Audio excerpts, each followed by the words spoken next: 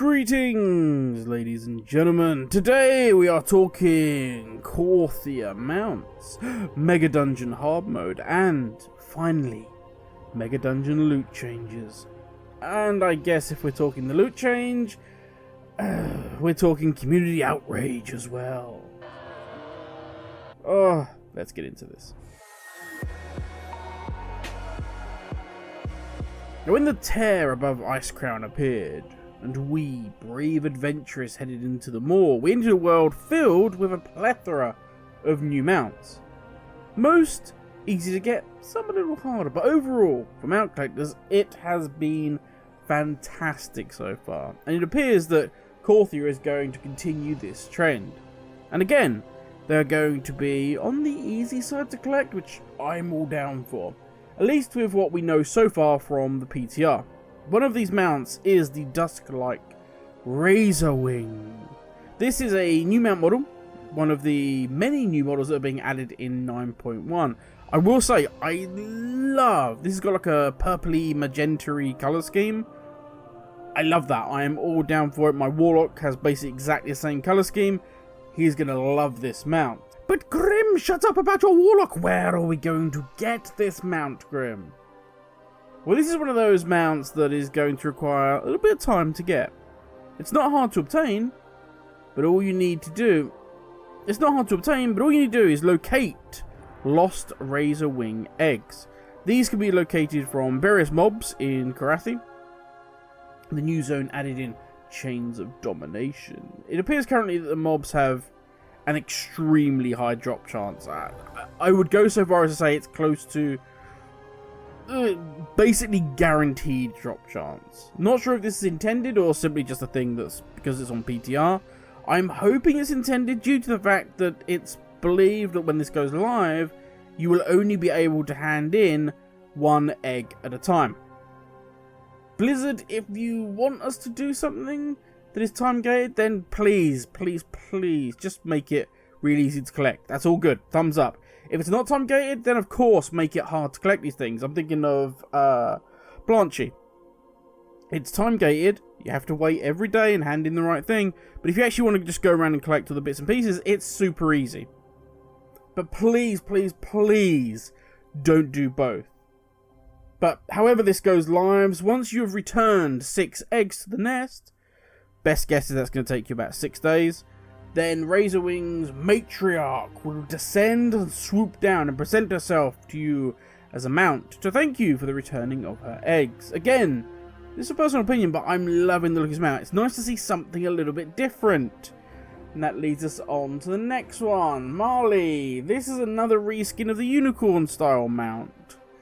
So it's a little hard to get excited. I still like the style. It's all fine. But just... we've had a lot of them now.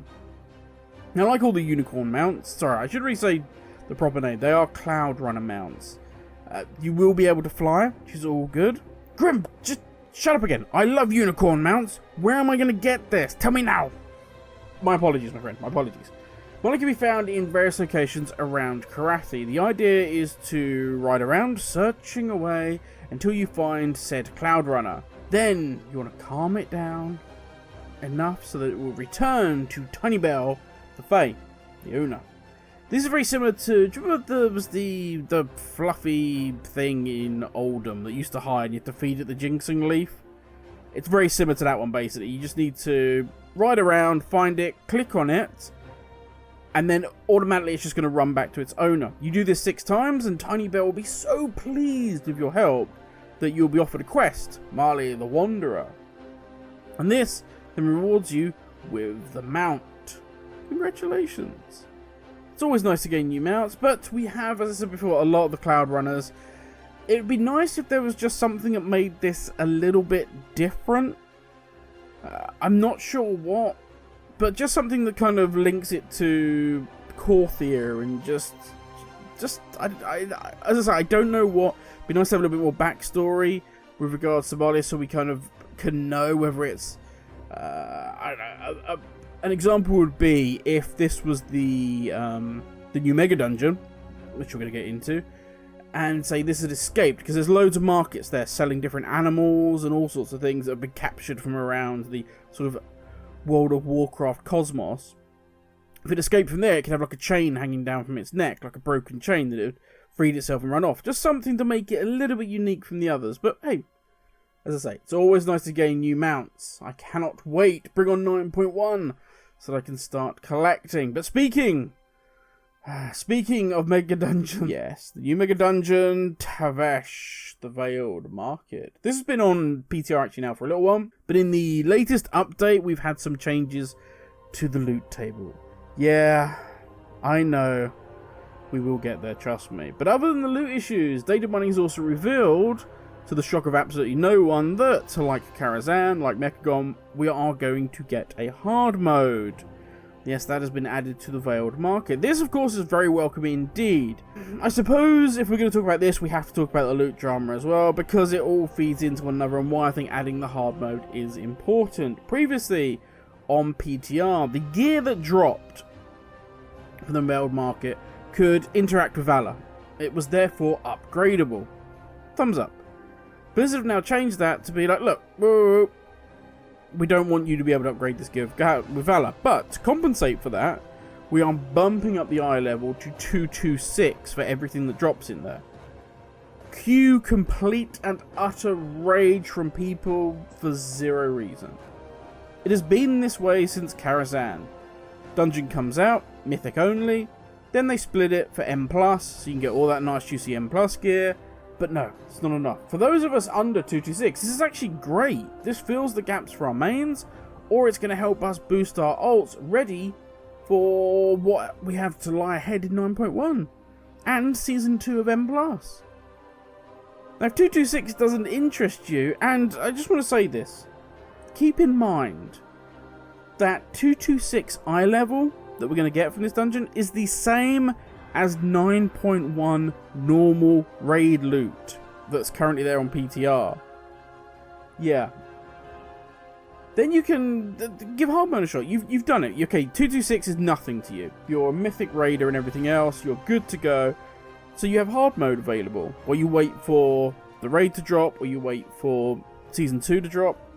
Give Hardmode a shot, and then you can ride around on your mount reward and show off to all of us dirty casuals who haven't got it yet. Now, here's the thing. Here's the thing about all these people that are moaning. And by the way, my dig is not directed at raiders, and you'll see why in a second. Go to the Warcraft forums, look up the PTR, and you will see comments straight away regarding the loot change. Now, this is where the fun part comes in, and this is why this is none of this is directed at raiders at all.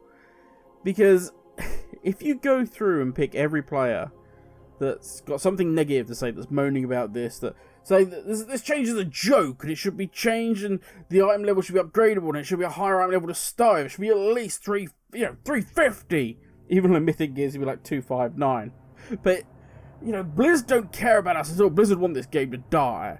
They're not even trying. I'm not even going to bother with this until it goes to M+. I just people with those sort of comments, have a look at their profile, and I guarantee it will be a character that's either below level 60, or it's going to be a character that's eye level is like below 210. I've gone through and done this myself, and been going through comments, and it's very rare you get somebody that actually does M+, raiding at extremely high levels, and has anything bad to say about this. Because they don't care, the gear already maxes out on this, and as soon as Heroic, as soon as Mythic drops, they're going to be in there doing it. So they're fine, this is fine. This is all good. I can live with this. When you have a look at those characters and their profiles, they have extremely high Mythic Plus, and they have Mythic Raid kills, some of them going all up to the 1010. And they're like eye level 225 plus. Always the way with the WoW community. The silent majority, well, we're happy to wait and see. The very high pinnacle players are like, you know what? What I love doing is right at the top, right at the cutting edge. So this stuff, it'll be fun, I'll go check it out, but what I'm interested in is the very top, the pinnacle. It's then that crying, moaning minority that I, for some reason, want people to believe that they are Tony Stark. That they get world first raids every tier, but they're too cool to tell anybody. Because it's more important for them to just drive back to their mansion then, jump into their Iron Man suit, and go stop a dictator, save an orphanage that's on fire, or grab a puppy from a tree. But, you know, while they're waiting for those things to happen, they of course have time to still jump on the WoW forums and rage at everything and anything. Oh, wow. But that's enough from me, everybody. I'm actually really excited for the new mounts. I'm excited for the Veiled Market to drop and to jump into 9.1. Whenever it may come, I am getting excited. The juice is starting to flow. But I am now off to slip into my Black Widow catsuit. Thank you for watching. Stay safe. I'm about to put on a ginger wig. No, wait. And I will catch you in the next video. Laters, everyone. Oh, now it's over.